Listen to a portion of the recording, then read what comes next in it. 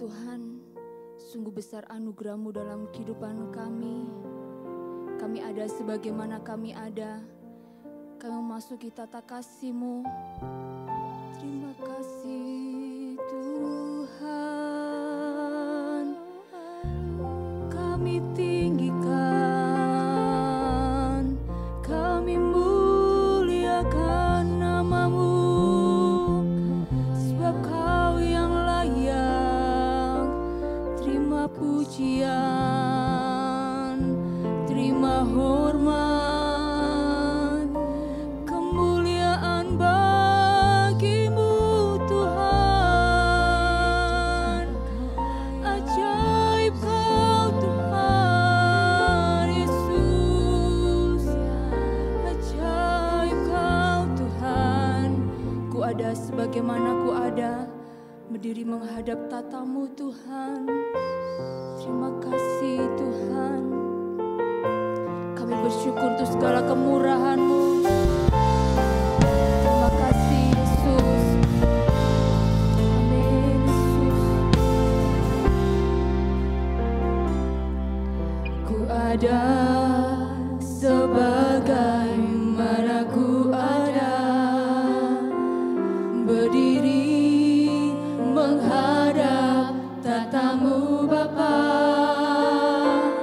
Semua karena anugerah-Mu yang telah selamatkanku. Kami hidup dalam kelimpahan, ku hidup dalam segala kelimpahan. Ku layak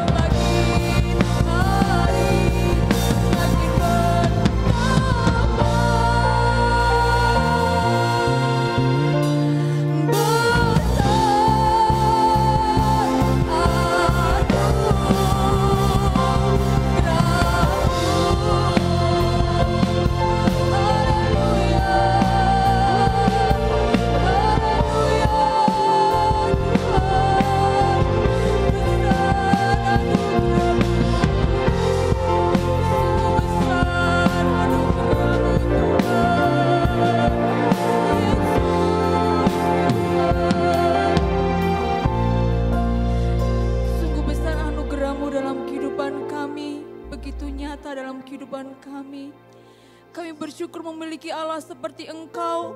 Allah yang begitu mengasihi kami, Allah yang begitu memperhatikan kami. Kami bersyukur Tuhan, Engkau tetap memperhatikan kami. Di pagi hari ini Tuhan, Kamu menaikkan setiap pujian kami di hadapan-Mu. Biarlah pujian ini menjadi dupa yang harum di hadapan-Mu. Terima kasih Tuhan, berikan kepada kami sukacita yang baru. Berikan kepada kami semangat yang baru untuk Kamu memuji-Mu Tuhan. Terima kasih Tuhan, hanya di dalam nama Tuhan Yesus Kristus. Haleluya, amin. Ebenezer, sampai di sini Tuhan sudah menolong setiap kehidupan kami. Terima kasih Tuhan.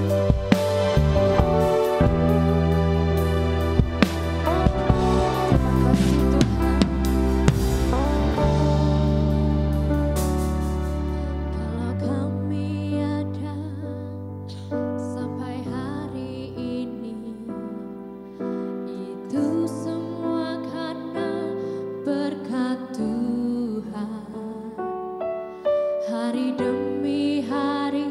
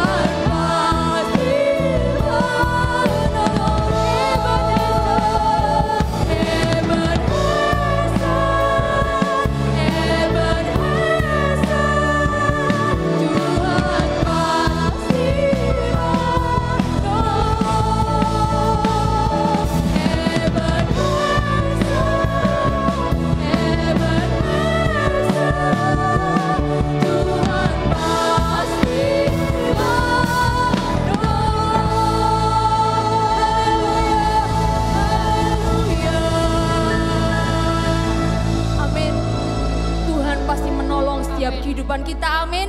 Sebab Dia adalah Allah yang ajaib bagi kehidupan kita, amin, haleluya.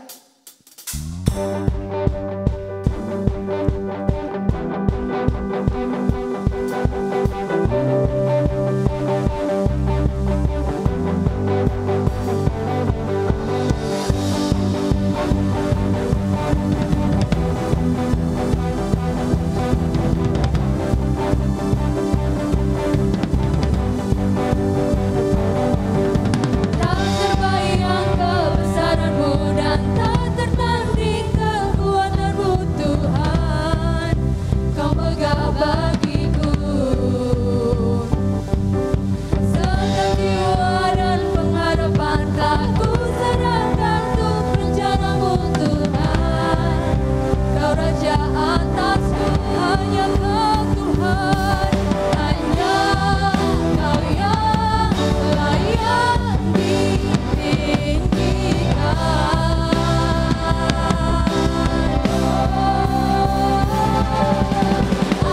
ajaib Kau Tuhan, agung dan perkasa. Kau sumber kemenanganku, layak berkuasa, pemerintah selamanya. Yesus Kaulah Raja mulia. Amin Tuhan, terima kasih. Tak terbayang kebesaran-Mu dan tak tertanding kekuatan-Mu Tuhan. Kau megah bagiku segenap jiwa kami, segenap jiwa dan pengharapan telah ku serahkan untuk rencana-Mu Tuhan. Kau Raja atasku, hanya Kau Tuhan, hanya Kau yang layak ditinggi. Hanya Kau Tuhan yang layak kami tinggikan. Hanya Kau yang layak ditinggi. Hanya Kau Tuhan. Hanya Kau yang layak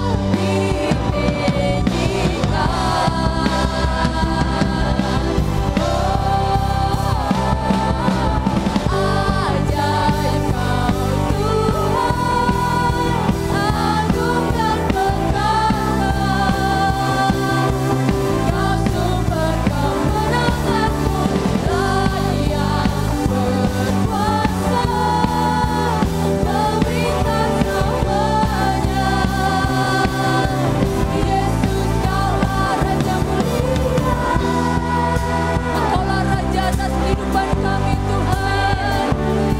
Amin Tuhan.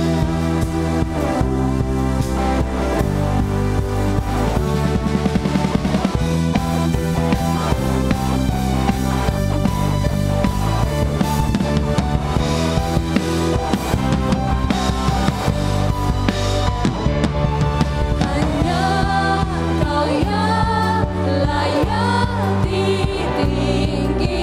Hanya Kau Tuhan yang layak ditinggikan. Hanya Kau yang layak ditinggikan. Hanya Kau Tuhan. Haleluya. Hanya Kau yang layak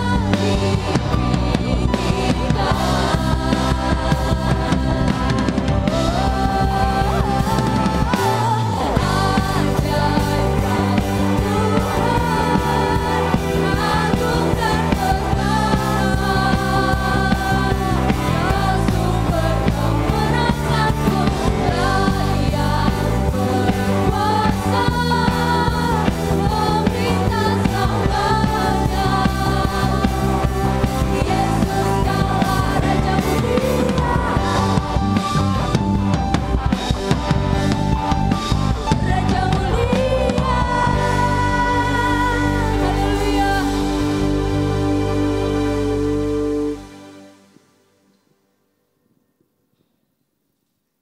PDIC OTW Temanggung. Sebelum ibadah dilanjutkan, kita simak dulu info berikut ini. Bagi Anda yang ingin mendaftarkan diri untuk baptisan air, Anda tetap dapat mendaftarkan diri di sekretariat atau menghubungi Ibu Anita Arisantoso. Adapun pelaksanaan baptisan air menunggu keputusan pemerintah mengakhiri masa PSBB. Anda dapat simak renungan harian dan ringkasan khotbah di Warta Jemaat Online COTW Family yang bisa Anda unduh di Google Play Store.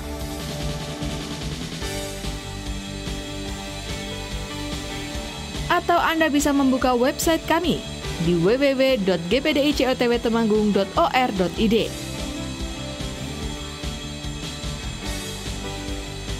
Bagi Anda yang ingin memberikan kesaksian, Anda dapat menghubungi Ibu Laras. Program Berbagi Berkat masih berjalan. Anda dapat mendonasikan bantuan Anda ke rekening sebagai berikut.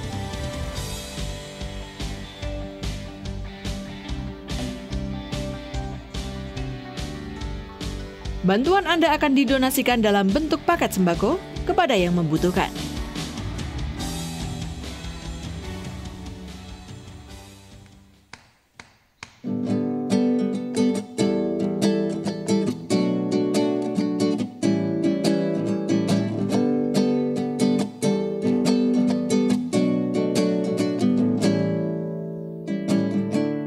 Karena Dia kita dapat datang pada Bapa.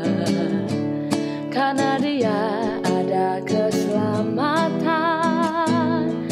Dia beri hikmat, pengertian, anugerah dan perkenanan. Imam besar Yesus Tuhan. Karena Dia kita dapat datang pada Bapa. Karena Dia ada keselamatan. Dia beri hikmat, pengertian, anugerah dan perkenanan. Imam besar Yesus Tuhan. Ku diberkati atas kebangkitannya, ku dilimpahi karena kasih karunia, bukan karena kuat dan gagah kita. Semua karena Imam besar yang memberkati.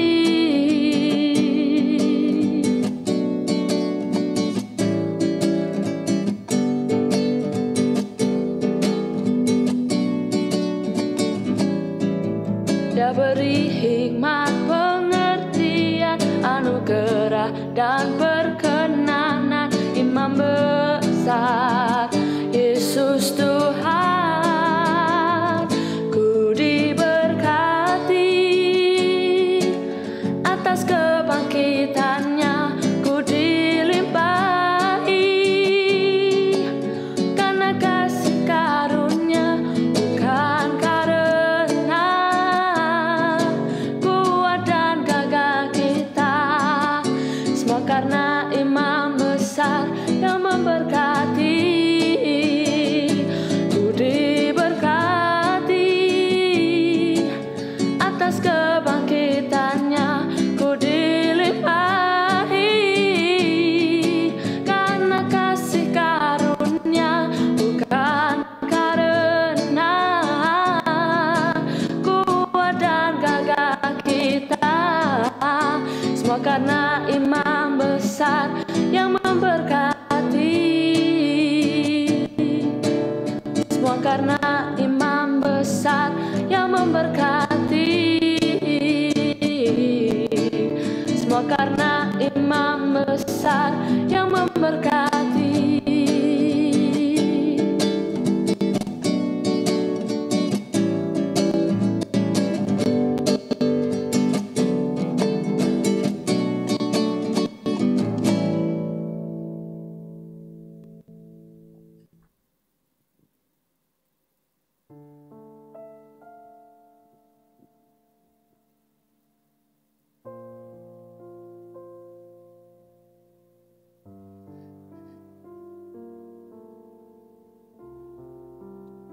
Lekatkan hati kami melekat dengan hati-Mu Tuhan.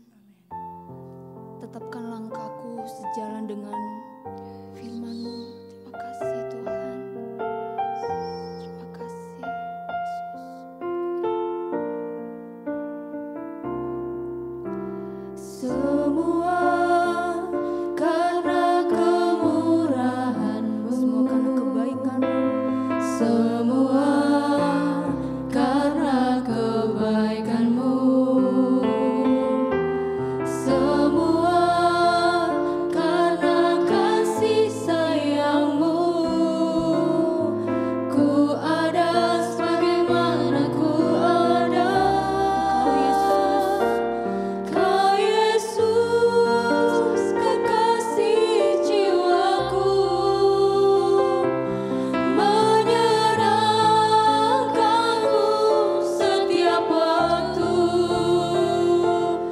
memuaskan hati-Mu, tujuan hidup. Lekatkan hatiku, lekatkan hatiku, melekat dengan hati-Mu. Tetapkan langkahku sejalan dengan firman-Mu. Tepatkan semua yang ku buat seperti yang Bapa mau. Datanglah kerajaan-Mu, jadilah kehendak-Mu di bumi seperti di surga.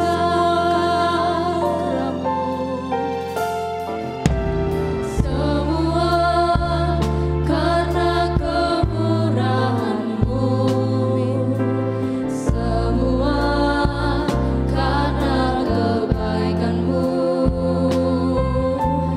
Semua karena kasih sayang-Mu. Ku ada sebagaimana ku ada. Kau Yesus, kekasih jiwaku, menyenangkanmu setiap waktu, memuaskan hati-Mu, tujuan hidup. Lekatkan setiap hati kami, lekatkan hatiku, melekat dengan hati-Mu. Tetapkan langkahku sejalan dengan firman-Mu. Tepatkan semua yang ku buat seperti yang Bapa mau. Datanglah kerajaan-Mu, jadilah kehendak-Mu di bumi seperti di surga. Lekatkan hatiku, lekatkan setiap hati kami Tuhan. Kami rindu melekat dengan hati-Mu. Kami rindu mengerti akan Engkau. Tetapkan langkahku sejalan dengan firman-Mu Tuhan. Sejalan dengan firman-Mu. Ini menjadi kerinduan setiap kami. Tepatkan semua yang ku buat seperti yang Bapa mau. Datanglah kerajaan-Mu, datanglah kerajaan-Mu, jadilah kehendak-Mu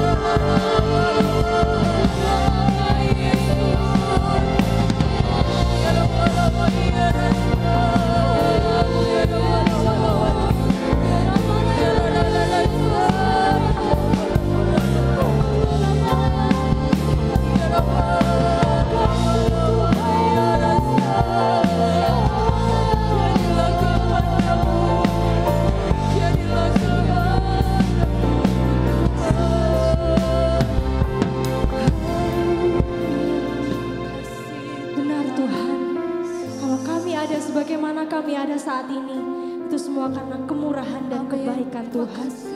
Engkau Allah yang mengasihi kami, Engkau Allah yang tidak pernah meninggalkan kami. Terus bawa kami Tuhan untuk semakin melekat denganmu ya Bapa. Jika sebentar firman-Mu akan disampaikan, urapi hamba-Mu yang akan menyampaikan firman Tuhan. Memberikan bahasa yang sederhana sehingga setiap kami boleh mengerti apa yang menjadi isi hati Tuhan. Kami siap mendengarkan firman Tuhan hanya di dalam nama Tuhan Yesus Kristus. Haleluya. Amin.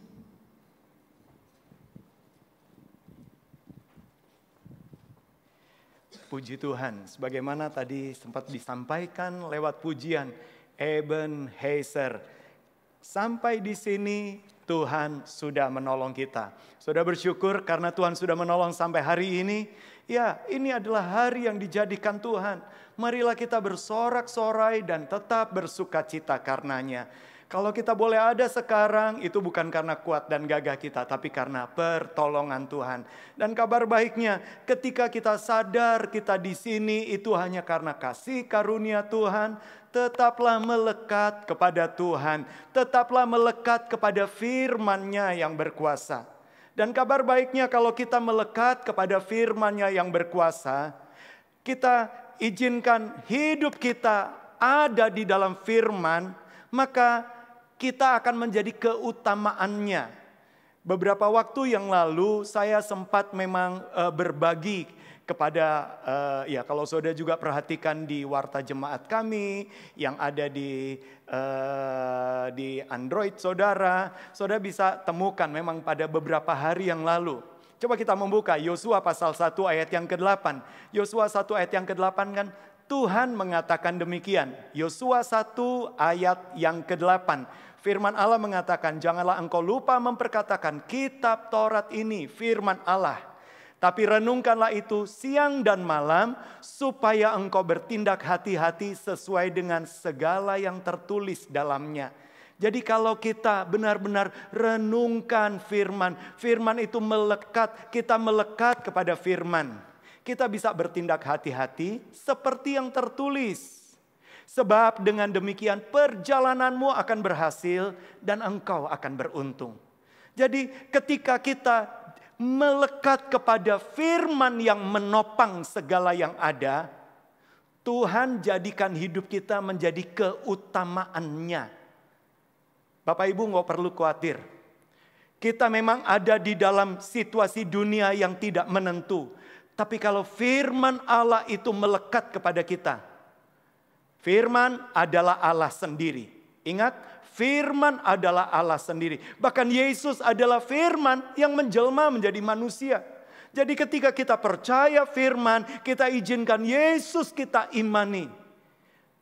Ingat, Yesus itu adalah anak Allah yang sangat dikasihi. Jadi keutamaan Allah itu ada dalam kita.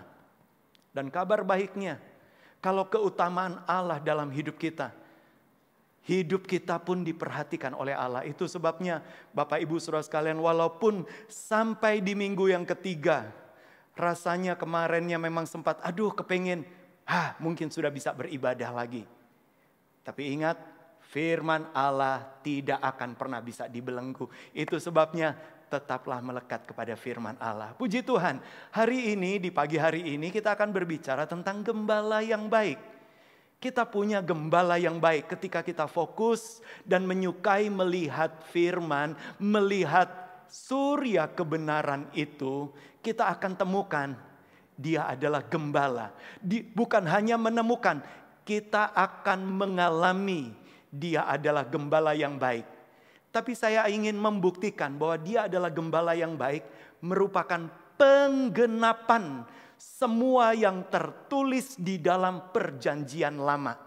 Coba kita awali, kita akan lihat beberapa ayat ini. Yesaya 40 mulai dari ayat 1 sampai ayat 11 terlebih dahulu. Saya bacakan beberapa ayat ini. Yesaya 40 mulai dari ayat 1 sampai ayat 11.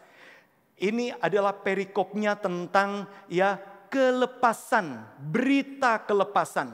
Jadi Bapak Ibu Saudara sekalian, kalau saudara lihat Lembaga Alkitab Indonesia memberikan judul tentang berita kelepasan, kabar baik. Coba kita lihat, hiburkanlah umatku, demikianlah firman Allahmu. Ya, kalau saudara mungkin rasanya sedang tertekan, Tuhan ingin engkau dihiburkan. Tenangkanlah hati Yerusalem dan serukanlah kepadanya bahwa perhambaannya sudah berakhir, bahwa kesalahannya telah diampuni. Sebab ia telah menerima hukuman dari tangan Tuhan 2 kali lipat karena segala dosanya. Saudara ingat, saya pernah mengulang-ulang. Yesus mengalami hukuman vonis double. Dia didera, ya, dia dicambuki, tapi dia juga dihukum mati. Jadi saudara bisa melihat penebusan kita, kenapa kesalahan kita bisa diampuni? Karena penebus kita sudah mengalami hukuman 2 kali lipat. Sebagaimana yang tertulis di dalam Yesaya. Ingat, seorang yang sudah mungkin, yang harusnya sudah divonis hukuman mati, enggak boleh dicambuki. Tapi kalau orang sudah dicambuki, enggak boleh dihukum mati. Tapi saudara lihat, Yesus kan alami itu, hukuman 2 kali. Itu sebabnya. Ini sebabnya kita, Yerusalemnya, Sionnya, kita bisa bersuka cita. Mari kita teruskan ayat yang ketiga. Ayat yang ketiga. Ada suara yang berseru-seru, persiapkanlah di padang gurun jalan untuk Tuhan, luruskanlah di padang belantara jalan raya bagi Allah kita. Ayat yang keempat, setiap lembah harus ditutup, setiap gunung dan bukit diratakan, tanah yang berbukit-bukit harus menjadi tanah yang rata, tanah yang berlekuk-lekuk menjadi dataran. Ayat yang kelima, maka kemuliaan Tuhan akan dinyatakan dan seluruh umat manusia akan melihatnya bersama-sama. Sungguh Tuhan sendiri yang telah mengatakannya. Saudara lihat, ayat 3 sampai ayat 5 ini digenapi oleh Yohanes Pembaptis. Dia adalah suara yang berseru-seru, mempersiapkan keselamatan, mempersiapkan jalan bagi juru selamat. Jadi saudara bisa melihat setiap firman Allah yang tertulis itu ada penggenapannya di dalam perjanjian baru. Mari kita teruskan ayat yang ke-6. Ayat yang ke-6 mengatakan, ada suara yang berkata, berserulah. Jawabku, apa yang harus kuserukan? Seluruh umat manusia adalah seperti rumput dan semaraknya seperti bunga di padang. Firman Allah mengatakan seluruh manusia itu memang fana seperti rumput. Kemuliaan manusia itu seperti bunga di padang. Sekarang ada tapi besok hilang. Ayat yang ke-7 dan ayat yang ke-8. Rumput menjadi kering, bunga menjadi layu. Apabila Tuhan menghembuskan dengan nafasnya. Sesungguhnya bangsa itu seperti rumput. Ayat yang ke-8. Rumput menjadi kering, bunga menjadi layu. Tetapi firman Allah kita tetap untuk selama-lamanya. Wow. Ayat-ayat ini menegaskan bahwa kalau kita mengandalkan hidup kita memang masih manusia. Manusia itu fana, terbatas. Tapi mungkin saya tergerak sekali. Kalau saudara perhatikan di ayat yang ke-8 ini, rumput menjadi kering, ya, bunga menjadi layu, tapi firman Tuhan tetap selama-lamanya. Berapa banyak kali jujur kalau kita mendengar bagian ayat ini, bagian ini saja, sering kali kita merasa terintimidasi. Karena berapa banyak kali ada pengkhotbah mulai berkhotbah, bertobatlah. Ya, kalau tidak bertobat pasti akan binasa. Kemudian kemudian mengambil padanannya, rumput menjadi kering, bunga menjadi layu, tapi firman Allah itulah yang tetap selama-lamanya. Sehingga berapa banyak kali kalau kita bicara tentang ayat 8 ini, rumput menjadi kering, bunga menjadi layu, hanya firman Tuhan yang tetap selama-lamanya. Seringkali kita berpikir, aduh, kita berarti harus memang ada di dalam firman Allah. Dan kita memandang firman Allah Tuhan dalam ketakutan. Kesannya begini, kalau tidak benar-benar ada di dalam firman, engkau binasa. Benar, itu benar memang. Tapi bukan itu yang Tuhan inginkan. Tuhan inginkan kita ketaatan, bukan di dalam ketakutan. Tuhan ingin kita hidup dalam ketaatan karena kita mengasihi. Bukan karena takut. Sebab ketika seseorang taat hanya karena takut, ketika mungkin gak ada yang ditakuti, dia tidak taat. Tapi kalau dia taat karena dia hidup di dalam kasih, dilihat atau tidak dilihat, ada yang ditakuti atau tidak ada yang ditakuti, karena dia mengasihi. Nah, inilah yang Tuhan inginkan. Jadi saudara lihat, ketika Tuhan bicara tentang rumput menjadi kering, bunga menjadi layu, tapi firman Tuhan tetap selama-lamanya, itu konteksnya di dalam kasih Allah.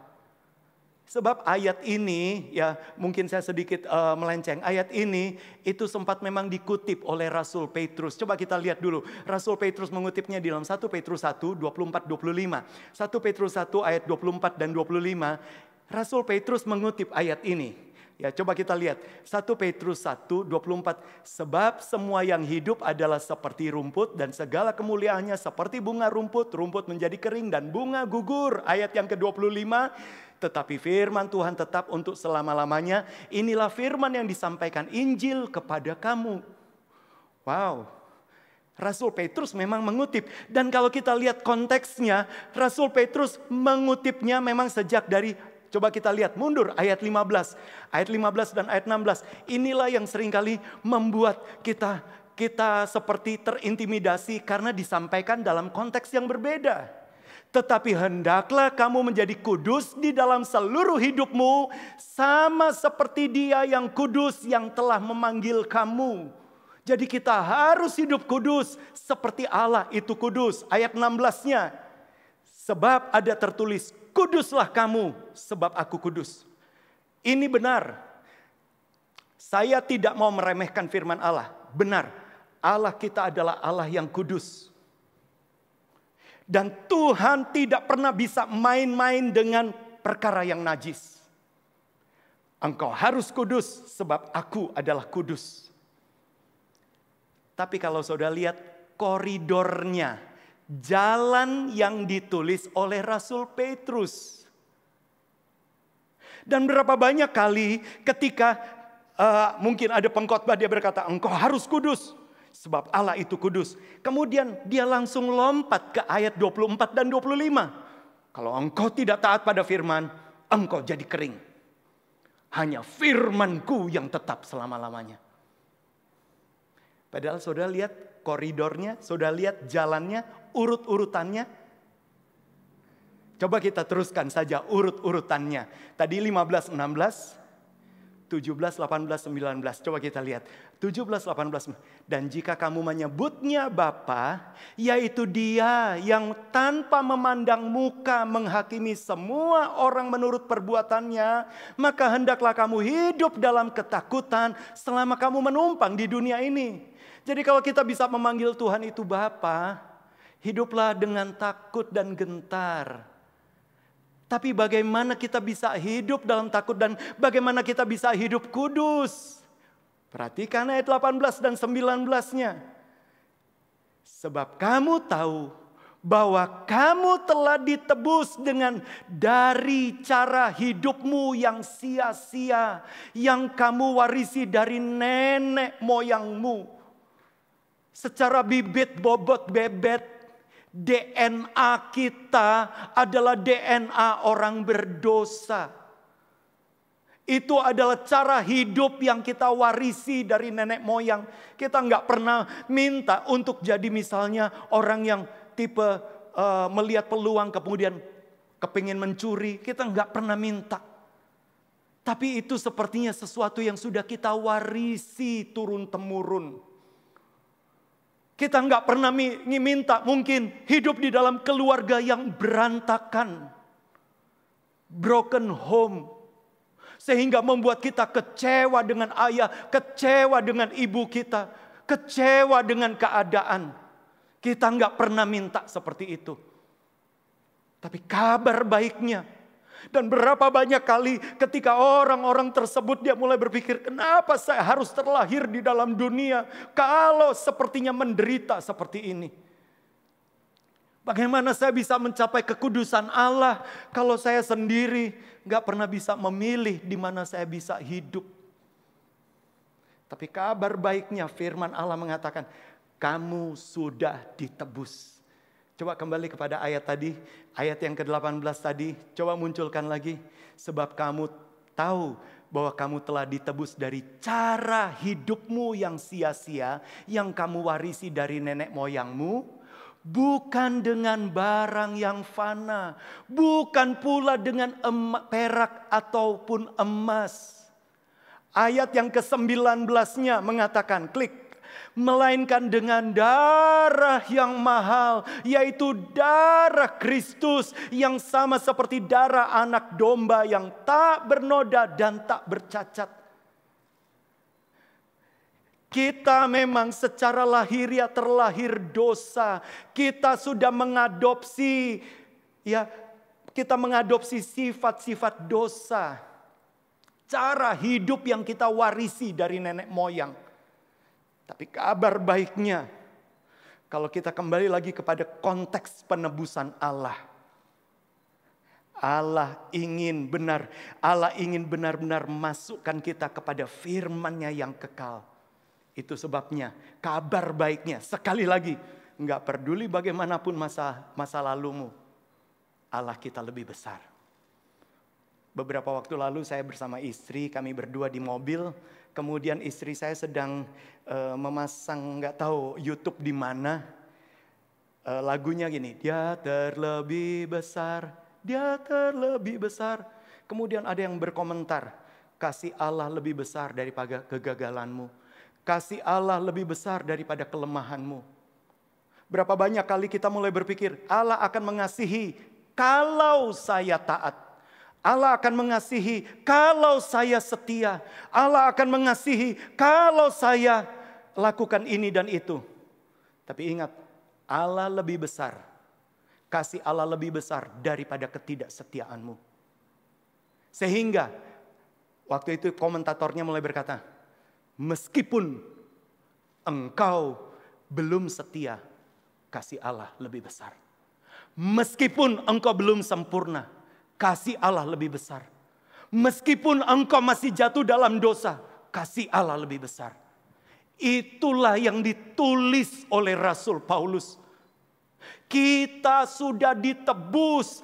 Biarlah kita punya kesadaran, Tuhan, saya bersyukur sekalipun saya seperti begini, tapi engkau menerima saya. Kasih-Mu lebih besar. Bukan dengan perak atau emas kami ditebus, tapi dengan darah yang mahal. Dan perhatikan ayat 20-nya. Tuhan sudah menentukan penebusan itu. Ia telah dipilih sebelum dunia dijadikan. Tetapi karena kamu baru menyatakan dirinya pada zaman akhir. Penebusan oleh darah Kristus itu sudah dirancangkan Allah sebelum dunia dijadikan. Berarti sebelum dosa ada kan? Benar tidak? Kalau sebelum dunia dijadikan, Allah sudah merancang bahwa anaknya yang tunggal akan menebus. Sebelum dunia dijadikan. Bayangkan. Sebelum dosa masuk, sebelum engkau jatuh dalam dosa, sebelum kita menyadari Allah sudah. Inilah kasih Allah. Itu sebabnya saya hanya mau sampaikan, ketika kita membaca firman Allah, lihat konteks hati gembala baik kita. Baik, sekarang kita lanjutkan ke Yesaya 40. Tadi saya berhenti di ayat 8, sekarang kita lanjutkan ayat 9, 10, dan 11. Yesaya 40 ayat 9, 10, dan 11. Hai Sion, pembawa kabar baik. Beberapa waktu lalu kita bicara, jangan kembali ke Sinai. Kita adalah Gunung Sion. Sion itu adalah Yerusalem. Naiklah ke atas gunung yang tinggi. Hai Yerusalem. Saudara mengerti arti Yerusalem? Teaching of peace. Pengajaran damai. Pembawa kabar baik. Nyaringkanlah suaramu kuat-kuat. Nyaringkanlah suaramu. Jangan takut. Katakanlah kepada kota-kota Yehuda, lihat itu Allahmu. Siapa? Allah kita. Coba kita teruskan ayat 10 dan 11. Lihat itu Tuhan Allah. Ia datang dengan kekuatannya dan dengan tangannya yang ia berkuasa. Lihat mereka yang menjadi jerih payahnya ada bersama-sama dengan dia.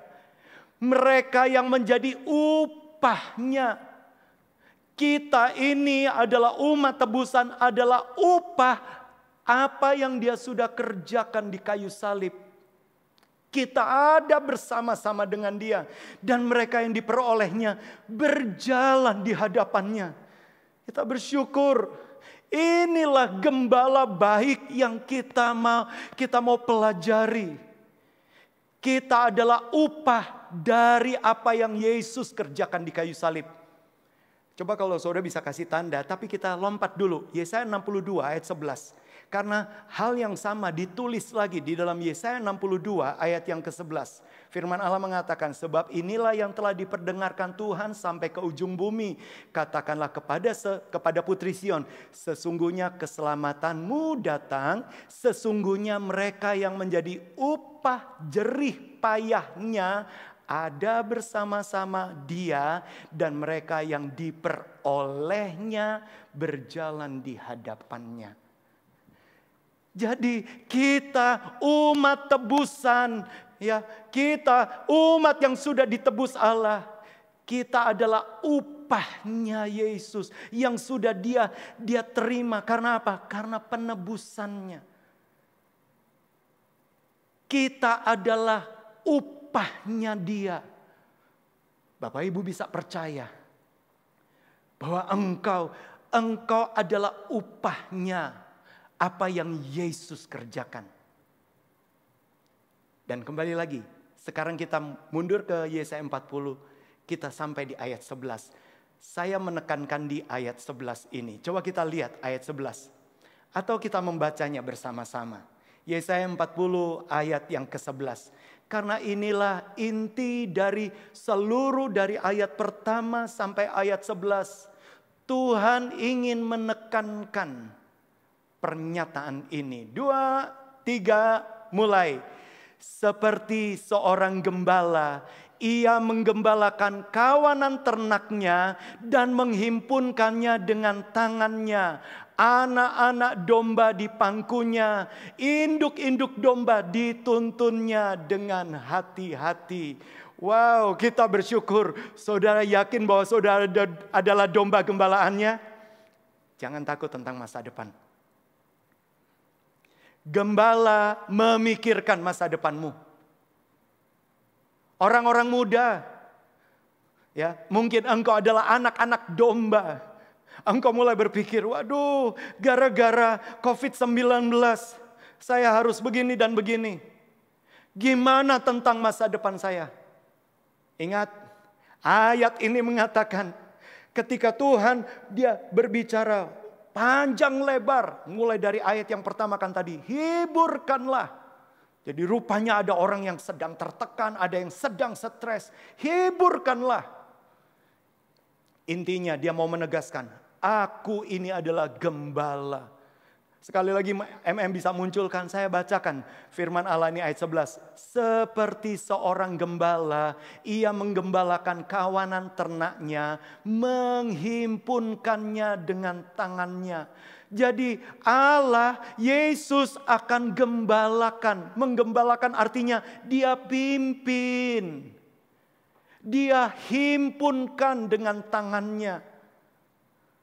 Nanti kita akan lihat di bagian akhir. Bahkan kalau ada satu domba sepertinya tersesat, dia akan cari yang tersesat. Dia begitu mengasihi. Banyak kali ada orang mulai berpikir, Pak, orang Kristen di dalam dunia ini kan ada sekian banyak. Kalau cuma saya seorang yang tersesat, mungkin Allah berpikir, wes rapo, kayak orang Jawa katakan, ya. Budaya di sini berkata, wes rapopo kelangan dok siji. Sekalipun di antara 7 miliar, Allah nggak pernah berkata gini, udah nggak apa-apa dibanding yang 7 miliar. kehilangan satu telur saja, kehilangan satu pribadi, ya sudah biarin saja. Masih ada 6.900.000.000-an lebih. Enggak. Satu jiwa berharga. Hidupmu berharga bagi Allah. Hidupmu begitu berharga bagi Allah. Bahkan ketika engkau melihat tayangan ini, engkau sudah lama jauh dari Tuhan. Engkau sudah lama tidak ke gereja. Atau bahkan engkau sudah berpindah keyakinan. Tapi saya hanya mau sampaikan, Allah begitu mengasihimu. Allah mau himpunkan dengan tangannya. Allah nggak pernah berkata, udah nggak apa-apa, cuman satu, masih banyak yang lain. Tidak, engkau begitu berharga. Hidup kita begitu berharga. Dia adalah gembala yang baik. Dan saudara bisa melihat, coba munculkan lagi ayat tadi. Dia menghimpunkan dengan tangannya anak-anak domba di pangkunya. Jadi saudara-saudara yang muda, saudara mulai berpikir saya nggak punya dasar pengharapan. Ingat, dasar pengharapanmu, engkau dipangku oleh Tuhan. Engkau sedang digendong oleh Tuhan. Bukan digendong Mbah Surip. Mbah Surip menggendong, tak gendong kemana-mana, umurnya singkat. Kemudian tahu-tahu dia meninggal saja. Tapi engkau digendong oleh Tuhan. Engkau dipangku oleh Tuhan. Dan firman Allah mengatakan, bahkan induk-induknya itu dipimpinnya. Jadi kita melihat dia adalah gembala. Sekarang kita melihat penggenapannya di dalam perjanjian baru. Coba kita lihat satu ayat yang lazim sekali. Injil Yohanes 10 ayat 11. Injil Yohanes 10 ayat yang ke-11 mengatakan demikian. Akulah gembala yang baik. Gembala yang baik memberikan nyawanya bagi domba-dombanya. Jadi Tuhan katakan, aku ini gembala yang baik. Aku memberikan nyawa bagi domba-dombaku. Bahkan kalau saudara mundur di ayat-ayat sebelumnya, aku mengenal, aku memanggil domba-dombaku dengan namanya masing-masing. Dia, Yesus adalah gembala yang baik. Tapi Yesus juga adalah gembala yang bukan hanya sekedar memimpin. Tapi dia gembala yang menebus. Dia gembala yang memberikan nyawa. Tadinya kita sesat. Tadinya kita hidup dalam dosa. Jauh dari Tuhan. Tapi dia tebus. Sekali lagi saya pernah sampaikan di dalam beberapa kesempatan yang lalu. Allah tidak pernah berhutang kepada iblis. Ingat, Allah tidak pernah berhutang. Sehingga penebusan dosa bukan soal Allah membayar hutangnya kepada iblis. Bukan. Jangan punya pengertian bahwa Allah berhutang kepada iblis. Iblis gak pernah memberikan apa-apa kepada Allah. Sehingga Allah harus berhutang. Tidak. Tapi kenapa manusia perlu ditebus? Karena Allah adalah Allah yang kudus. Tapi dia adalah Allah yang penuh kasih seperti mata uang. Di satu sisi dia adalah kudus, di satu sisi dia adalah kasih.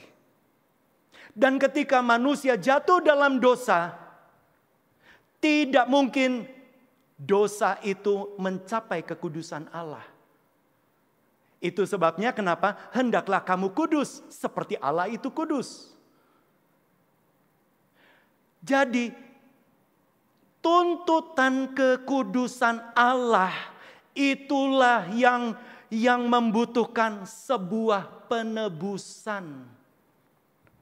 Allah nggak pernah bisa berkata, oke lah, ya udahlah cincailah, ya udah saya putihkan. Enggak, tidak. Allah tetap dia hormati kekudusannya. Sesuatu yang najis untuk ditahirkan perlu ada penebusan.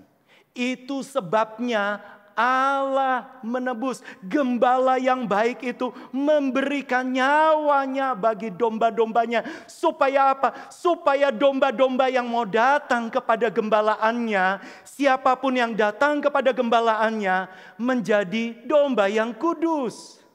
Inilah gembala yang baik. Kita bersyukur.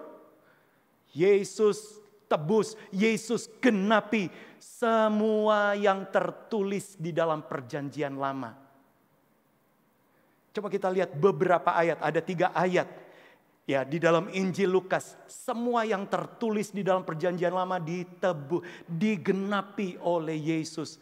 Lukas 22, 37, coba kita lihat yang pertama. Lukas 22 ayat yang ke-37, firman Allah mengatakan, sebab aku berkata kepada kamu bahwa nas kitab suci ini harus digenapi padaku.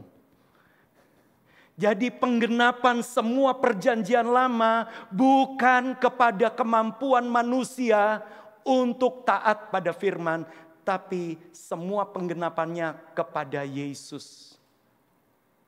Ia akan terhitung di antara pemberontak-pemberontak. Yesus yang kudus disalibkan bersama dengan orang-orang berdosa. Disamakan dengan orang-orang. Sebab apa yang tertulis tentang aku sedang digenapi. Jadi kita bisa melihat Yesus sampaikan semua yang tertulis di dalam perjanjian lama. Jadi perjanjian lama itu adalah semua rahasia tentang perjanjian baru. Dan perjanjian baru adalah penyingkapan perjanjian lama di dalam Yesus Kristus. Semua yang tertulis tentang aku. Baik, sekarang kita lihat Lukas 24. Lukas 24 kita mundur ayat 27. Ya, Lukas tadi 22, sekarang Lukas 24 ayat 27. Yesus menyampaikan ini kepada 2 orang muridnya. Ya, sesudah dia bangkit, kemudian 2 muridnya sedang galau, mereka pulang ke Emmaus. Perhatikan. Lalu Yesus menjelaskan kepada mereka apa yang tertulis tentang Dia, tentang Yesus dalam seluruh kitab suci, mulai dari kitab-kitab Musa dan segala kitab nabi-nabi. Jadi mulai dari Kejadian, Keluaran, Imamat, Bilangan, Ulangan, sampai seluruh kitab nabi-nabi, sampai Maleaki, sebetulnya menuliskan tentang Yesus. Firman Allah itu bukan masalah tentang kita. Tapi firman Allah itu tentang Yesus. Dan kalau kita percaya kepada Dia, kita sedang dibawa pada kekudusan oleh firman itu. Semua yang tertulis tentang aku sejak dari kitab Musa. Ayat 44-nya, masih di Lukas 24. Sekarang ayat 44-nya ketika Yesus menyampaikan kepada para murid-murid yang lain. Ya, jadi sesudah 2 orang Emmaus itu kembali ke Yerusalem, kemudian dia ceritakan pengalaman ketemu dengan Yesus, kemudian Yesus hadir di tengah-tengah mereka.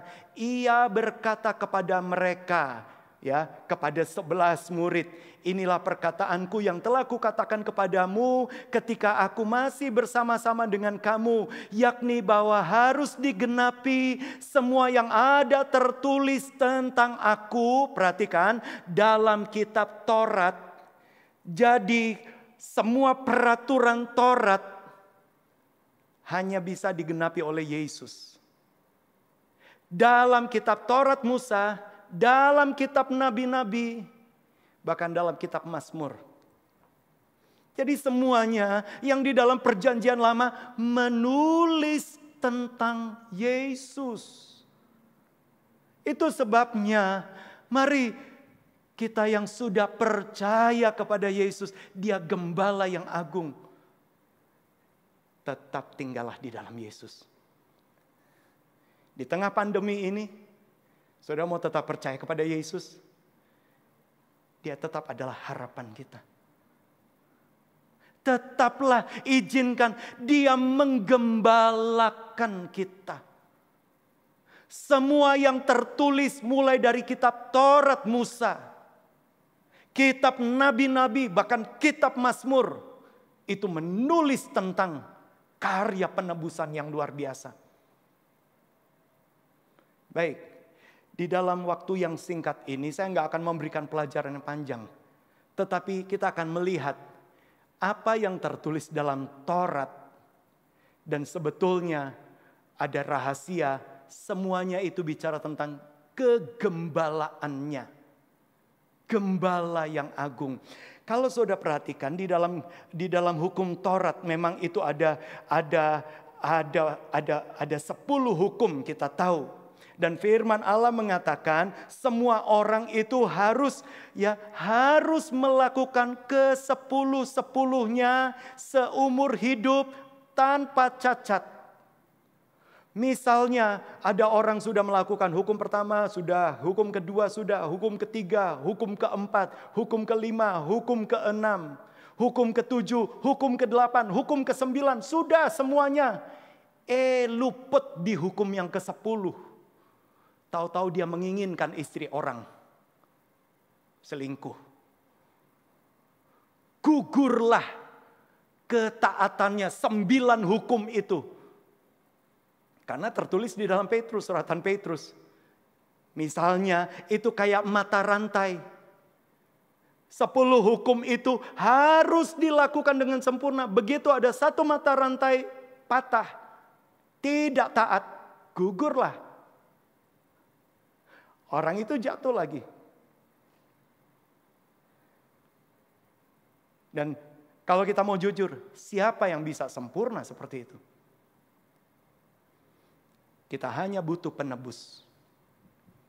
Kalau mau datang menghampiri Tuhan dengan kekuatan kita sendiri, kita nggak mampu. Kita butuh penebusan, kita butuh juru selamat. Itulah intinya. Nah, 10 hukum Taurat. Dan kalau saudara lihat di dalam ada peraturan-peraturan tambahan.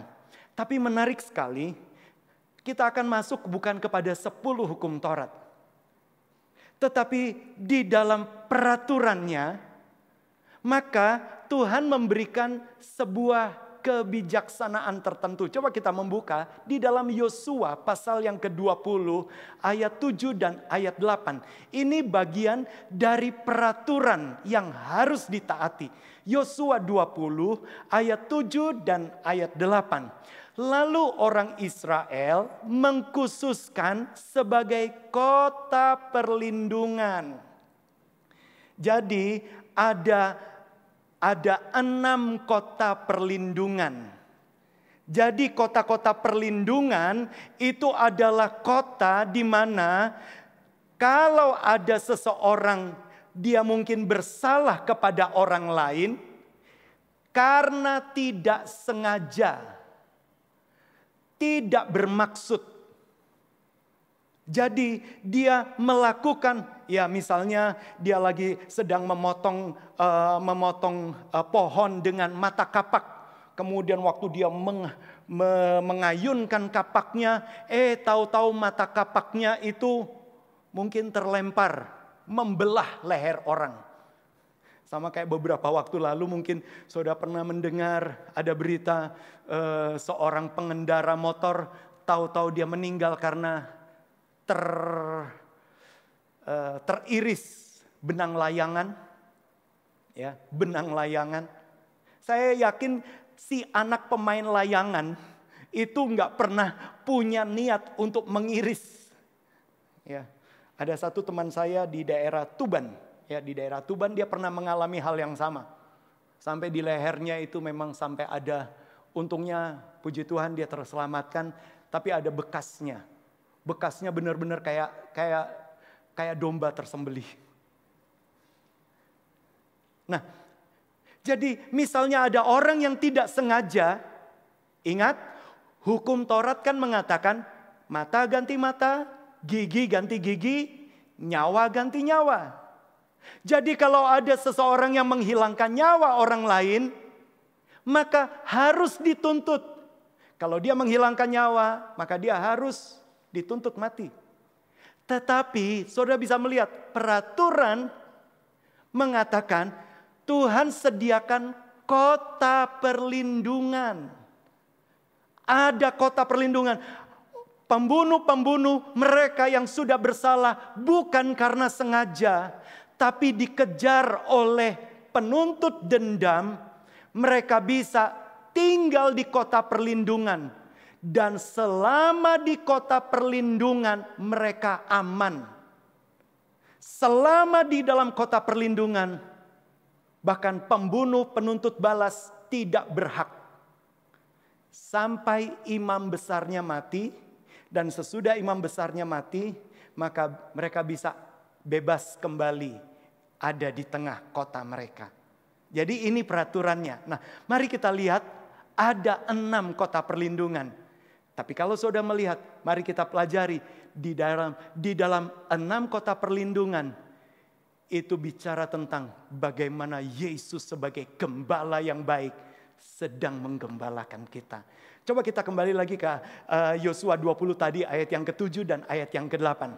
Lalu orang Israel mengkhususkan sebagai kota perlindungan pertama Kedesh di Galilea, di pegunungan Naftali, dan Sikem. Jadi Kedesh di Galilea, di pegunungan Naftali ada Sikem. Jadi ada Kedesh, ada Sikem. Di pegunungan Efraim. Dan Kiryat Arba atau Hebron. Jadi ada 3 sudah. Ada Kedesh, ada Sikem, ada Hebron di pegunungan Yehuda. Coba teruskan ayat yang ke-8. Dan di seberang sungai Yordan, di sebelah timur Yeriko, mereka menentukan Bezer. Yang keempat ada Bezer di padang gurun, di dataran tinggi, dari suku Ruben. Dan Ramot di daerah Gilead dari suku Gad. Dan Golan di Basan dari suku Manasye. Jadi saudara bisa melihat ada 6.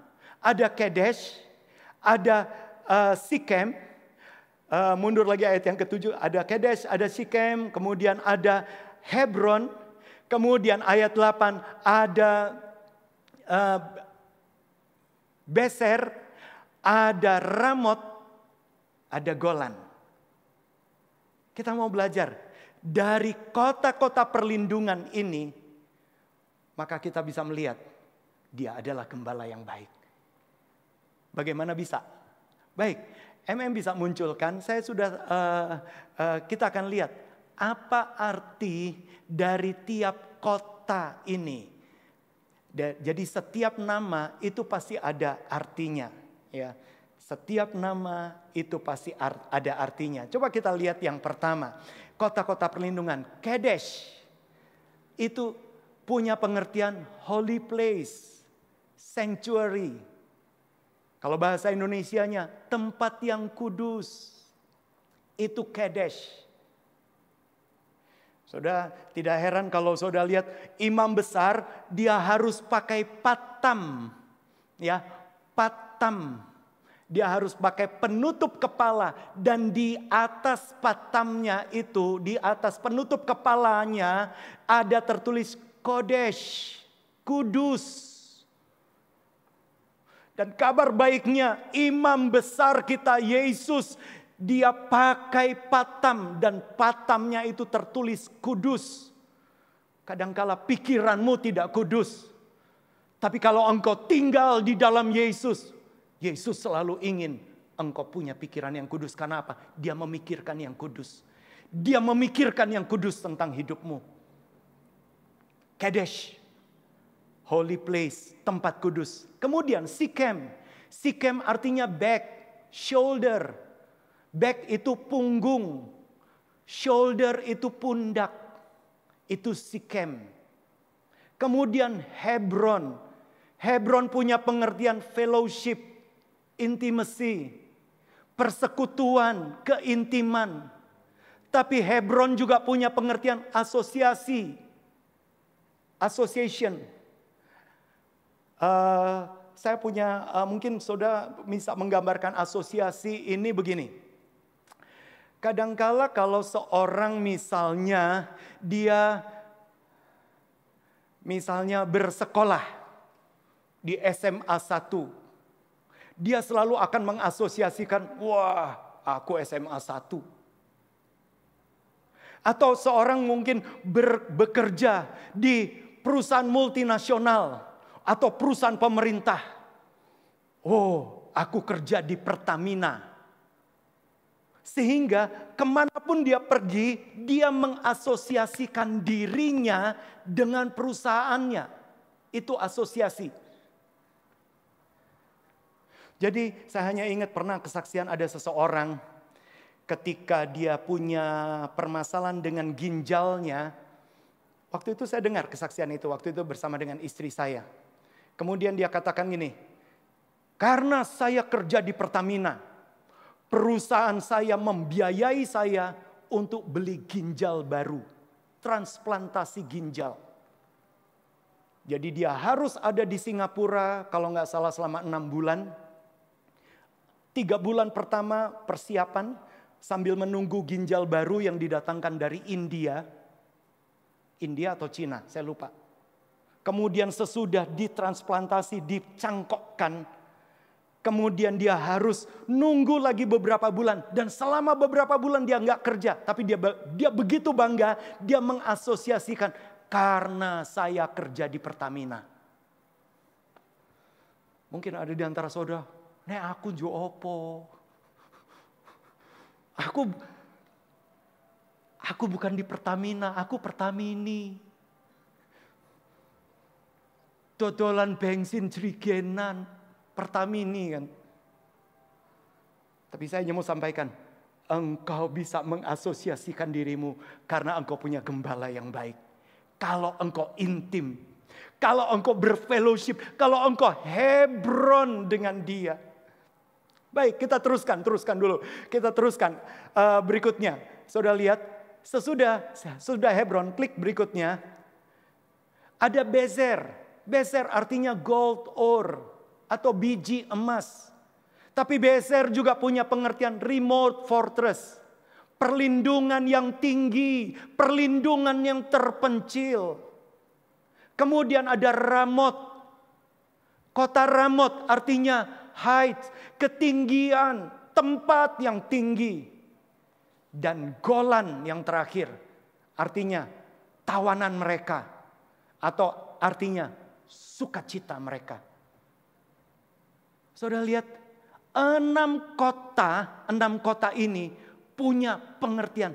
Dan kalau sekarang kita hubungkan dengan kegembalaan Yesus. Saat kita ikut kepada Tuhan, saat kita tinggal di dalam Yesus, maka saudara akan bisa menemukan Dia adalah sanctuary kita. Yesus adalah tempat kudus kita.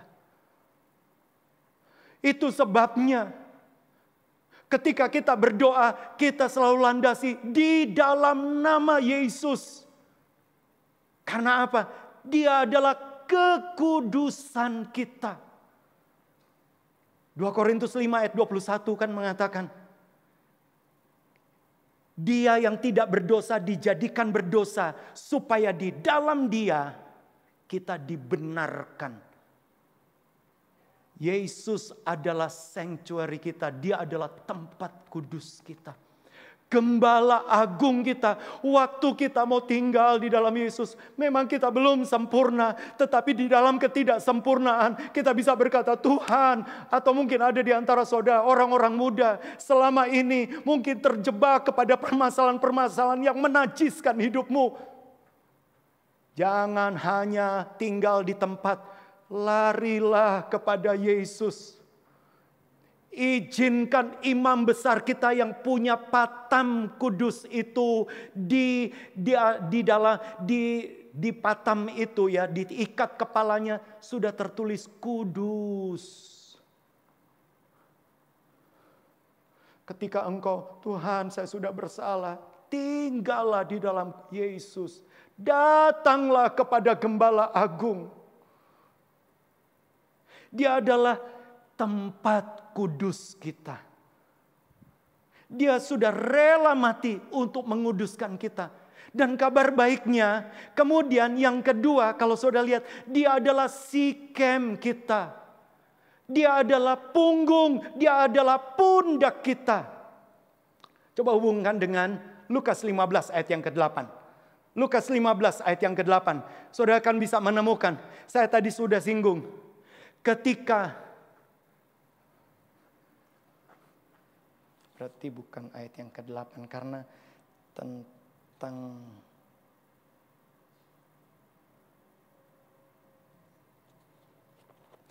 domba yang terhilang. Itu bukan, sebentar ya. Ayat yang kelima maksud saya, ayat yang kelima.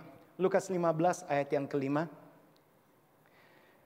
Saudara lihat, Gembala Agung itu kalau dia sudah menemukan satu domba yang terhilang, apa yang dia kerjakan?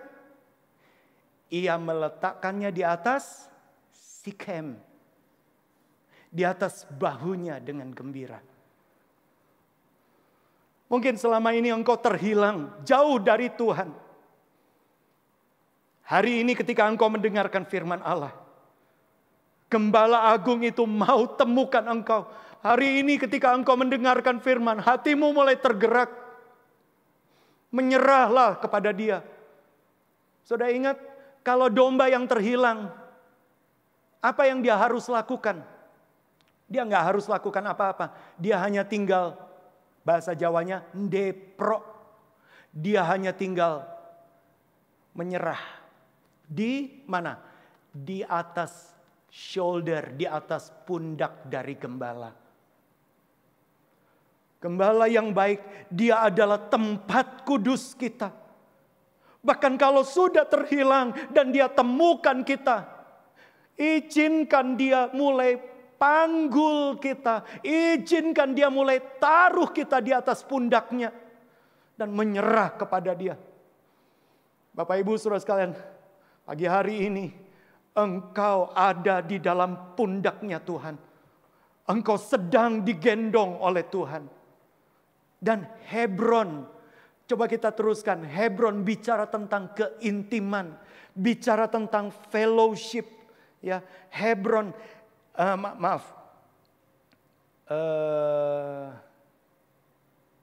Hebron bicara tentang keintiman. Kepada siapa kita bersandar? Kepada siapa kita berfellowship? Ketika sama seperti Yesus berkata, jikalau engkau tinggal di dalam aku dan firman-Ku tinggal di dalam kamu, mintalah apa saja. Kalau kita mau izinkan Gembala Agung itu tinggal dalam kita. Dan saya yakin kalau kita tinggal di dalam Yesus, Yesus tinggal di dalam kita, maka permintaan kita dikuduskan oleh Yesus. Nggak mungkin kemudian bapak-bapak mulai kemudian dia bapak-bapak yang tinggal di dalam Yesus, kemudian Yesus tinggal di dalamnya, kemudian dia berkata, Tuhan kepengen istri baru. Enggak. Tapi kalau engkau tinggal di dalam Yesus, Yesus tinggal di dalam hidupmu, permintaanmu adalah sesuai dengan kehendaknya. Engkau melekat dengan Dia. Dan sesudah itu engkau mulai dibawa ke mana? Ke remote fortress, ke tempat perlindungan yang tinggi, ke Bezer. Coba kita lihat 2 Samuel pasal yang ke-22 ayat yang kedua. 2 Samuel 22 ayat yang kedua mengatakan, 2 Samuel 20, ini perkataan Daud. Ya, ia berkata, ya Tuhan, bukit batuku, kubu pertahananku dan penyelamatku. My fortress, engkau Allah perlindunganku. Ditulis sama lagi coba di dalam Mazmur 18 ayat yang kedua. Mazmur 18 ayat yang kedua, Daud punya pengakuan. Dia sadar sementara dia dikejar-kejar Raja Saul. Aku mengasihi Tuhan, Tuhan kekuatanku. Klik berikutnya, ayat yang kedua. Ya Tuhan, bukit batuku, kubu pertahananku, bezerku dan penyelamatku, Allahku, gunung batuku, tempat aku berlindung, perisaiku, tanduk keselamatanku, kota bentengku. Inilah gembala agung. Sekalipun Daud sedang dikejar-kejar Raja Saul, dia punya tanggung jawab dengan ratusan orang di balik bayangnya. Tapi gembala agungnya, bezernya, remote fortress-nya, perlindungan yang tinggi itu menyertai dia. Saudara bisa bayangkan, Daud bertanggung jawab kepada ratusan bahkan ribuan pengikutnya dan harus kasih makan. Daud gak punya pekerjaan, dia gak punya penghasilan, mereka gak bisa bercocok tanam. Tapi ketika dia intim dengan Tuhan, dia jadikan Tuhan jadi bukit batu, Tuhan tidak tinggalkan. Bahkan saudara mungkin mulai berpikir, oh saya gak seusia Daud, saya udah lebih tua. Coba lihat Mazmur 71. Mazmur 71 ayat yang ketiga. Ya, saudara bisa menemukan ada remote fortress ini. Saudara bisa melihat tempat perlindungan. Jadilah bagiku gunung batu tempat berteduh, kubu pertahanan untuk menyelamatkan aku, sebab engkaulah bukit batuku dan pertahananku. Dan kalau saudara lihat dari perikopnya tentang masa tua. Saudara-saudara yang mungkin sudah sepuh, yang sudah senior, izinkan gembala agung itu menjadi tempat perlindunganmu. Engkau punya pengalaman, engkau punya kecakapan, engkau punya keahlian. Tapi sama seperti penulis pemazmur, dia mulai berkata, Tuhan di masa tua, aku tetap jadikan engkau tetap menjadi bukit batu pertahananku. Daud sudah punya segala-galanya memang. Tapi dia jadikan Tuhan gembala yang tetap menjadi kubu pertahanannya. Dia pandai berperang, dia tahu strategi perang. Tapi dia jadikan gembala agung menjadi remote fortress-nya dia. Jadi besernya dia. Dan kabar baiknya, dia akan bawa kita ke tempat tinggi, ke Ramot. Ke tempat tinggi. Gembala akan memisahkan kita ke tempat yang tinggi. Coba lihat Yesaya 48 ayat 16 sampai yang ke-18. Yesaya 48 ayat 16 sampai 18. Ayat ini pernah saya singgung ayat 18-nya. Tuhan berkata, mendekatlah kepadaku, dengarlah ini. Dari dahulu tidak pernah aku berkata dengan sembunyi. Dan pada waktu itu hal itu terjadi, aku ada di situ. Dan sekarang Tuhan Allah mengutus aku dengan rohnya. Terus ayat yang ke-17. Beginilah firman Tuhan penebusmu yang maha kudus Allah Israel. Akulah Tuhan Allahmu yang mengajar engkau tentang apa yang memberi faedah. Ketika Tuhan membawa kita ke tempat tinggi, Tuhan mengajar kepada kita apa yang berguna. Yang menuntun engkau di jalan yang engkau harus tempuh. Tuhan dari tempat tinggi dia mulai berkata mendekat. Sebab ketika engkau dengar, engkau akan dengarkan ajaran yang memberi faedah. Dan perhatikan ayat 18-nya kita ucapkan bersama-sama. Ayat 18-nya kita baca bersama-sama. 2, 3, mulai. Sekiranya engkau memperhatikan perintah-perintahku, maka damai sejahteramu akan seperti sungai yang tidak pernah kering, dan kebahagiaanmu akan terus berlimpah seperti gelombang-gelombang laut yang tidak pernah berhenti. Wow. Ketika engkau dibawa ke Ramot, tempat yang tinggi itu, maka engkau akan lihat bahwa Tuhan sedang membawa supaya engkau menikmati damai sejahtera yang tidak pernah kering. Dan yang terakhir, Gembala Agung akan membawa kita, menawan kita. Dan kita dijadikan pusat sukacitanya. Yesaya 45 ayat 13. Coba kita lihat Yesaya 45 ayat 13. Yesaya 45 ayat yang ke-13 mengatakan begini. Akulah yang menggerakkan Kores untuk maksud penyelamatan. Ingat, bangsa Israel memang ditawan oleh Kores. Tapi rupanya ketika masuk dalam rencana Allah, tawanan itu bagian dari rencana Allah. Aku akan meratakan segala jalannya. Dialah yang akan membangun kotaku dan yang akan melepaskan orang-orangku yang ada dalam pembuangan tanpa bayaran dan tanpa suap. Firman Tuhan Allah semesta alam. Berapa banyak kali kita mulai berpikir, wah, COVID itu permasalahan.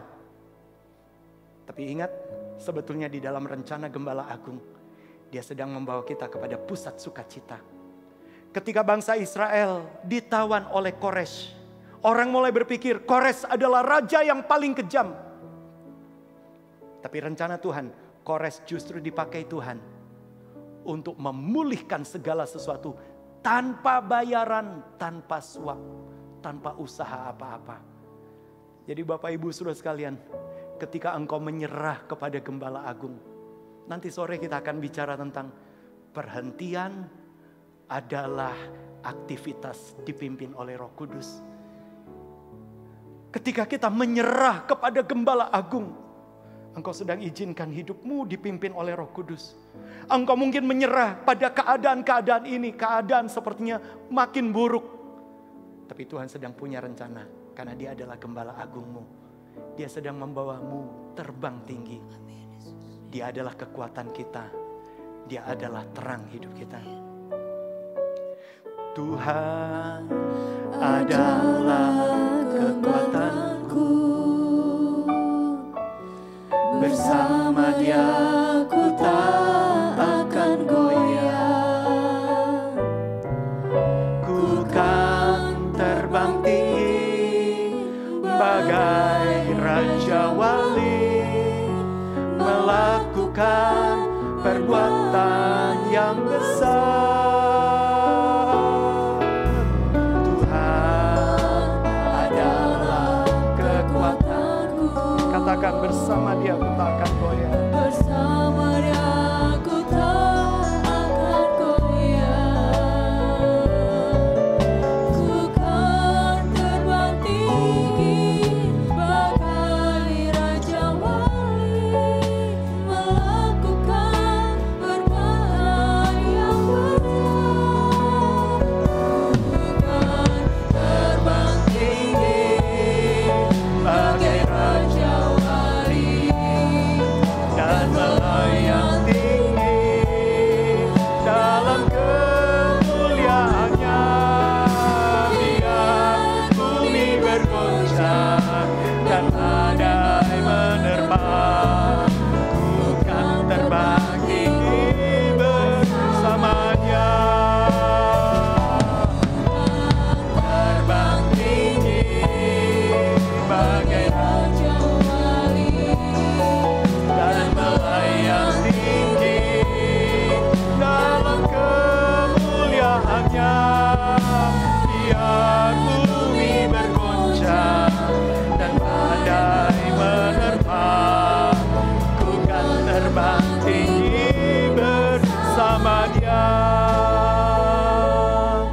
Bapak Ibu Saudara sekalian, bagaimanapun posisimu, Dia adalah Gembala Agung kita.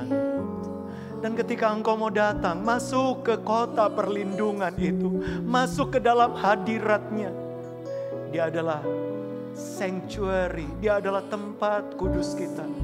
Dia yang tidak berdosa dijadikan berdosa, supaya di dalam Dia kita dibenarkan Allah.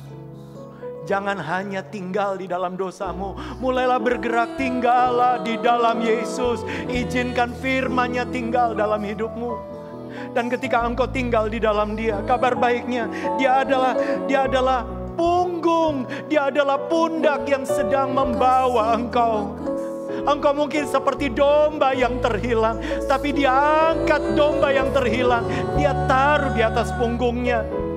Dan Dia ingin engkau intim dengan Dia. Ketika engkau menikmati keintimannya, engkau mungkin bukan kerja di perusahaan besar, tapi engkau ada di dalam rencana Allah yang besar. Tuhan jadi tempat perlindungan kita. Tuhan menjadi tempat tinggi bagi kita. Tapi kita menjadi tawanannya Tuhan. dan kita jadikan Tuhan jadi pusat sukacitanya. Pagi hari ini, dimanapun saudara berada, mungkin saudara sedang menghadapi permasalahan. Saya nggak tahu apapun yang menjadi permasalahan saudara. Jadikan Tuhan menjadi tempat kekuatanmu. Nyanyikan pujian ini, nyanyikan dengan iman. Dia adalah kekuatan kita. Terima kasih Yesus. Tuhan adalah kekuatanku. Haleluya Yesus. Bersama Dia ku tak akan goyah. Kaulah gembala agung kami. Ku kan terbang tinggi bagai Raja Wali, melakukan perbuatan yang besar. Tuhan adalah gembalaku. Tuhan adalah Kekuatanku. bersama Dia ku tak akan goyah.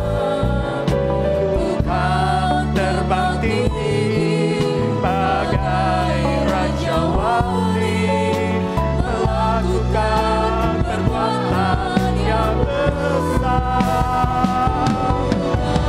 Terbang tinggi bagai Raja Wali, dan melayang tinggi dalam kemuliaannya. Biar bumi bergoncang dan badai menerpa, Tuhan terbang tinggi bersama Dia. Tuhan terbang tinggi bagai Raja Wali, dan melayang tinggi dalam kemuliaannya.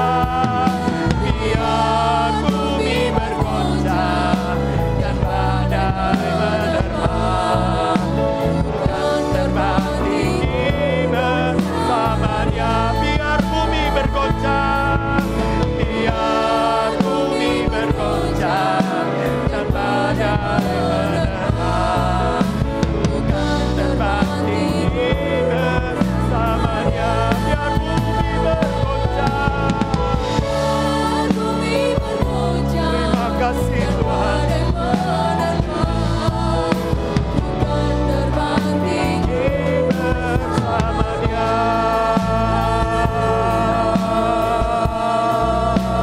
Oh, Kau gembala kami Tuhan. Kau adalah tempat kudus kami. Haleluya, haleluya. Bawa kami lebih tinggi lagi di dalam Engkau. Haleluya. Kau gembala kami Tuhan. Kau gembala kami. Oh, Rikano berserilah. Kami percaya padamu. Haleluya. Haleluya. Yesus, Yesus. Kau gembala kami. Haleluya, haleluya, haleluya. Kau angkat kami di atas pundakmu Tuhan. Haleluya, haleluya. Bukan karena kuat dan gagah kami. Terbang tinggi bagai Raja Wali, dan melayang tinggi dalam kemuliaannya. Biar bumi bergoncang dan badai menerpa, Tuhan terbang tinggi besar. Sekali lagi, Tuhan terbang tinggi. terbang tinggi Ya benar Tuhan. Bahwa kami mendekat kepadamu Tuhan. Bahwa kami mendekat kepadamu. Kami aman di dalam pundakmu Tuhan. Kami aman dalam kegembalaan-Mu Tuhan. Terbang tinggi bersama Dia. Biar bumi bergoncang. Biar bumi bergoncang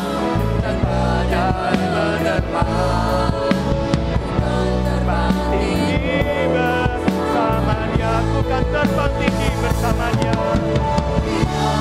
Bumi bergoncang dan badai menerpa, Tuhan terbang tinggi bersama Dia. Kami bersyukur Engkau adalah gembala kami yang baik. Engkau adalah tempat kudus kami, Tuhan. Engkau adalah Allah yang menguduskan kami, Tuhan. Engkau lihat keberadaan setiap kami, Tuhan. Kami mau jadikan Engkau menjadi tempat kudus kami. Kami aman di dalam pundak-Mu, Tuhan. Kami adalah domba yang terhilang, tetapi kami aman di atas pundak-Mu, Tuhan. Karena Engkau sedang membawa kami mendekat. Engkau bawa kami dalam keintiman. Lewat peristiwa demi peristiwa, biarlah kami boleh makin intim dengan Engkau. Dan kami mengasosiasikan diri. Kami memang menghadapi masalah yang besar, tapi kami punya Tuhan yang lebih besar dari masalah kami, lebih besar daripada situasi kami. Engkau adalah tempat perlindungan kami, Engkau adalah biji emas kami, Engkau adalah harta kami. Engkau bawa kami lebih tinggi, Engkau bawa kami lebih tinggi. Engkau tawan kami lewat keadaan, tetapi ketika kami ada di dalam kehendak-Mu, Engkau yang tetap menjadi pusat sukacita kami. Kami akan melihat Engkau turut bekerja di dalam segala perkara, mendatangkan kebaikan. Mungkin ada di antara saudara sedang kecil hati, saudara menjadi tawar hati di hari-hari ini, memasuki bulan yang ketiga. Dimanapun saudara berada, saya mau berdoa buat saudara. Atau bahkan mungkin di dalam situasi seperti ini, saudara sedang menderita karena sakit, apapun sakitnya. Mungkin itu berkenaan dengan saraf yang ada di tulang belakang, atau berkenaan dengan sel-sel yang terjadi penyimpangan. Tapi pada siang hari ini, pada pagi hari ini, Allah Gembala Agung, Dia ingin bawa engkau mendekat kepadanya. Dan berapa banyak kehidupan kita. Mungkin engkau sedang dalam keadaan biasa-biasa saja. Tapi engkau mulai berkata, Tuhan bawa saya lebih tinggi lagi. Tawan aku di dalam kehendak-Mu. Tawan aku di dalam kehendak-Mu. Dan engkau jadikan Tuhan jadi pusat sukacitamu. Tuhan akan balikkan keadaan. Tuhan pakai Kores justru menjadi perwujudan rencana Allah yang besar. Di tempat saudara berada, saudara boleh angkat tangan dengan iman. Bapa di sorga, di dalam nama Yesus, hamba-Mu berdoa buat mereka yang mungkin sedang kecewa. Ada di antara mereka mungkin sedang tawar hati. Dalam nama Yesus, kuatkan hati dan iman kami. Kami akan mengalami kedahsyatan Tuhan di dalam setiap peristiwa yang kami alami. Dan hamba-Mu berdoa kalau ada di antara kami juga Tuhan, sedang Tuhan di dalam sakit penyakit Tuhan, berkenaan dengan saraf, berkenaan dengan sel-sel yang menyimpang. Hamba-Mu berdoa di dalam nama Yesus. Engkau Gembala Agung. Engkau bukan hanya sekedar menggembalakan kami, tetapi Engkau adalah pencipta langit dan bumi. Engkau adalah pencipta hidup kami. Dalam nama Yesus, Engkau sampaikan firman-Mu dan Engkau sembuhkan kami. Sel-sel yang menyimpang, Engkau harus takluk kepada firman Allah, sehingga Engkau berfungsi dengan sempurna. Kemuliaan Tuhan akan terjadi atas hidup-Mu. Dan terima kasih Tuhan, bahkan saraf-saraf yang terjepit, saraf-saraf yang mungkin mengalami Tuhan kerusakan, di dalam nama Tuhan Yesus Kristus, kami berdoa Engkau jamah dengan luar biasa. Dan kami boleh melihat Engkau adalah Allah kami. Engkau adalah Gembala yang memperhatikan kami. Terima kasih Tuhan. Bahkan hamba-Mu berdoa bagi setiap kami Tuhan. Apapun keadaan kami mau tetap bersukacita karena Engkau. Engkau menjadi pusat pengharapan kami. Engkau adalah Gembala kami. Anak-anak muda, mereka tidak perlu khawatir karena hidup kami tergantung pada Gembala kami. Engkau sudah memimpin hidup kami. Kami tahu siapa yang memimpin hidup kami. adalah Allah yang menciptakan langit dan bumi. Terima kasih Tuhan. Bahkan orang-orang Tuhan, orang-orang tua sampai yang lanjut usia sekalipun, kami mau jadikan Engkau menjadi tempat perlindungan kami. Kami memang punya pengalaman, kami punya keahlian, kami punya kekuatan, tapi kami mau sandarkan semuanya itu kepadamu. Engkau adalah gembala agung kami. Terima kasih Tuhan, terima kasih. Pagi hari ini kami akan mengalami Kristus menjadi nyata dalam hidup kami. Engkau tidak pernah biarkan kami. Terima kasih Tuhan. Bahkan sepanjang minggu yang baru, bahkan Tuhan menghadapi Tuhan separuh bulan di bulan Juni ini Tuhan, kami akan jalani bersama dengan Tuhan Yesus Kristus. Terima kasih buat kebaikan dan kemurahan-Mu.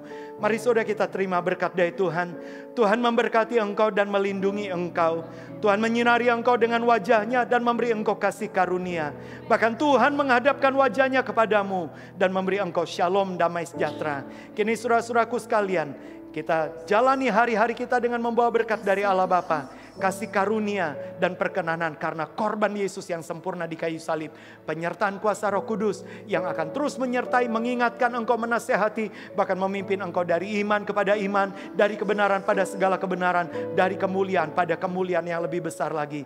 Bahkan perlindungan kuasa darah Kristus akan melindungi roh, jiwa, tubuhmu, keluarga, serta orang di balik bayangmu. Kami terima semua berkat ini dalam nama Yesus, dan semua yang percaya katakan amin. Puji Tuhan, selamat pagi dan Tuhan memberkati.